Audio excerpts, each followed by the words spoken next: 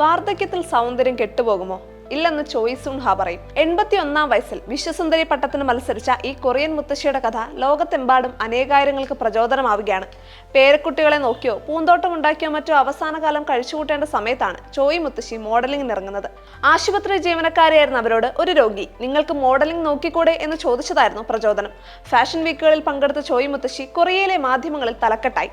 പക്ഷെ അന്താരാഷ്ട്ര തലത്തിൽ മോഡലിംഗ് ചെയ്യണമെന്നതായിരുന്നു ചോയുടെ ആഗ്രഹം. മിസ് യൂണിവേഴ്സ് മത്സരത്തിനുള്ള 28 വയസ്സ് നിബന്ധന ഈ വർഷം എടുത്തു കളഞ്ഞത് മുത്തശ്ശിക്ക് അനുഗ്രഹമായി. ആദ്യപടിയായി ഏതാനും ദിവസം മുൻപ് ഇറങ്ങിയ മിസ് യൂണിവേഴ്സ് സൗത്ത് കൊറിയ മത്സരത്തിൽ ചോയ് പങ്കെടുത്തു. വർഷാവസാനം മെക്സിക്കോയിൽ നടക്കുന്ന മിസ് യൂണിവേഴ്സ് മത്സരത്തിൽ ഇടം കണ്ടെത്തുകയായിരുന്നു ലക്ഷ്യം.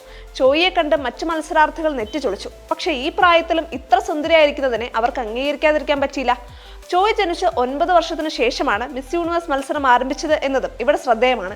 22-കാരിയായ ഹാൻ ഏരിയയിലാണ് മത്സരത്തിൽ കിരീടം ചൂടിയത്. ചോയിയുടെ മെക്സിക്കൻ സ്വപ്നങ്ങൾ അവിടെ അവസാനിച്ചു. പക്ഷേ ഏറ്റവും മികച്ച വസ്ത്രധാരണത്തിനുള്ള കിരീടം ചോയ് സ്വന്തമാക്കി. വാർദ്ധക്യത്തിലെ ഒറ്റപ്പെടലിൽ ഇത്തരം സ്വപ്നങ്ങൾ ഉണ്ടാകുന്നത് ജീവിതത്തെ പോസിറ്റീവായി കാണാൻ സഹായിക്കുമെന്ന് ചോയ് പറയുന്നു. വിദേശ മാധ്യമങ്ങൾ റിപ്പോർട്ട് ചെയ്തതോടെ ചോയ്ക്ക് അന്താരാഷ്ട്ര പ്രശസ്തിയായി. മോഡലിംഗ് കരിയറിന് ഇത് സഹായകരമാകുമെന്നാണ് മുത്തശ്ശി കരുതുന്നത്.